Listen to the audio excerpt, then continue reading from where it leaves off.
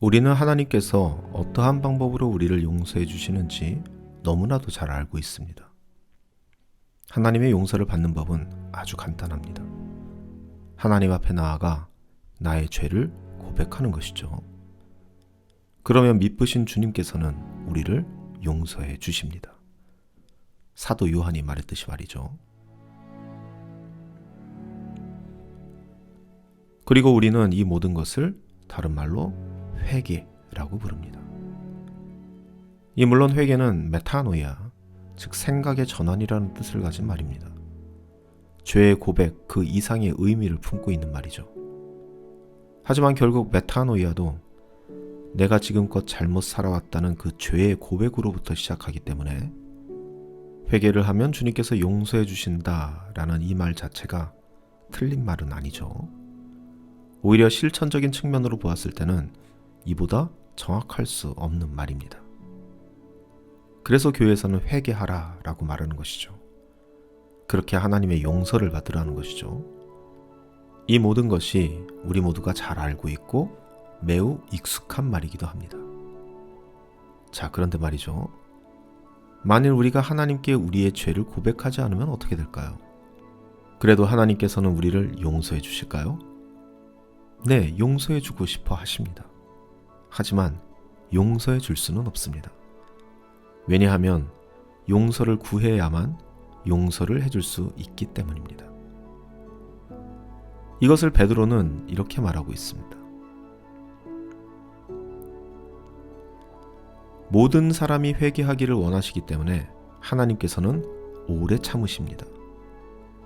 왜냐하면 회개를 하지 않으면 용서해 줄 수가 없기 때문입니다. 결국 그렇게 용서받지 못한 채 멸망을 당할 것이기 때문입니다. 그래서 베드로는 이어서 이렇게 말하고 있습니다. 결국 회개를 하지 않은, 즉 용서를 구하지 않은 사람들은 용서받지 못한 채 끝나고 말 것이라는 것이죠. 그래서 교회에서는 하나님께 죄를 고백하라 이렇게 말하는 것입니다.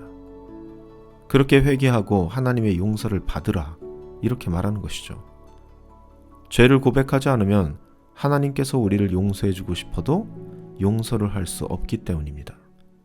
이것이 바로 성경의 가르침입니다. 용서에 대한 성경의 가르침이죠.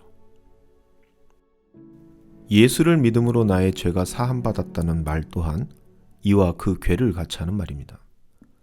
사도 바울은 로마서에 보내는 편지를 통하여서 이렇게 이야기하고 있습니다. 로마서 3장 22절로부터 25절 말씀인데요. 모든 사람이 죄를 범하였으므로 하나님의 영광에 이르지 못합니다. 그러나 사람은 그리스도 예수 안에 있는 속량을 힘입어서 하나님의 은혜로 값없이 의롭게 하여 주심을 받았습니다. 하나님께서 이 예수를 사람에게 속죄 제물로 주셨습니다. 누구든지 그 피를 믿으면 속죄함을 받습니다. 하나님께서 이렇게 하신 것은 사람들이 이제까지 지은 죄를 너그럽게 보아주심으로 자기의 의를 나타내시려는 것입니다. 바울이 말하듯이 예수님을 믿는다는 것은 예수님께서 속죄 제물이 되셨음을 믿는 것입니다. 내가 속죄함을 받을 필요가 있다고 생각하는 사람들이 그의 피로 속죄함을 얻게 되는 것이죠. 내가 속죄함을 받을 필요가 없다고 생각하는 사람이 그 속죄함을 얻게 되는 것이 아닙니다. 다시 말하면 예수님을 믿는다는 것 자체가 나의 죄를 고백하는 것이라 하는 것이죠. 그리고 그 예수님을 믿음으로 인해서 용서를 받게 되는 것이 바로 성경의 가르침이라는 것입니다. 이것이 바로 성경이 말하는 용서인 것이죠. 즉, 용서는 구해야 받을 수 있는 겁니다. 나의 죄의 고백이 있어야 받을 수 있는 것이죠. 용서는 구하지 않으면 받을 수 없는 겁니다. 이것이 바로 성경이 말하는 용서의 가르침입니다. 하나님께서는 이렇게 우리를 용서하신다는 것이죠. 자, 그럼 이제부터 하나님께서 정해놓으신 이 용서의 방법을 우리의 삶에 한번 적용해 봅시다.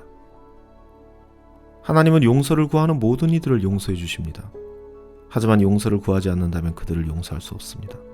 아무리 하나님께서 그들이 용서하기를 바라신다고 해도 그들이 하나님 앞에 와서 내가 잘못했습니다. 나를 용서해 주십시오 라고 말하지 않는다면 하나님은 용서할 수 없습니다. 이와 마찬가지로 우리는 우리에게 용서를 구하는 모든 이들을 용서해야 합니다. 예수님께서 말씀하신 대로 하루에 7번 죄를 짓고 나에게 돌아와 회개한다고 하면 우리는 그들을 용서해 주어야 합니다.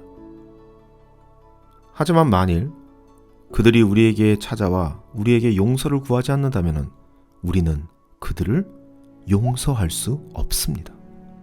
아니, 오히려 그렇게 해서는 안 됩니다. 왜냐하면 하나님께서 그렇게 하지 않으시기 때문입니다. 용서를 구하는 이들을 용서하는 것, 이것이 성경의 가르침이요 하나님의 용서의 법칙이기 때문입니다. 우리는 지난 시간에 하나님을 앞서가서는 안 되는 이유에 대해 이야기했습니다. 그것이 아무리 훌륭해 보이고 거룩해 보이고 높아 보이는 것이라 할지라도 그것이 하나님을 넘어가는 것이라면, 하나님을 앞서가는 것이라면 결코 해서는 안 된다는 것을 이야기했습니다. 왜냐하면 이단의 시작이 바로 그 하나님을 넘어가는 그 시점부터 시작되기 때문입니다.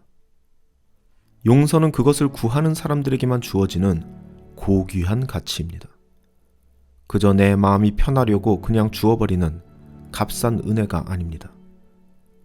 그렇기 때문에 예수님께서는 그 용서에 대한 가르침을 주실 때 그의 수반하는 여러 조건과 현실적인 상황을 구체적으로 설명해 주셨습니다. 앞으로 우리는 그 가르침들을 하나하나 살펴보며 마음이 아닌 몸으로 할 수 있는 현실적인 용서를 우리의 삶에 담아낼 것입니다. 편하고 가벼운 예수님의 짐과 멍에를 지고 말이죠.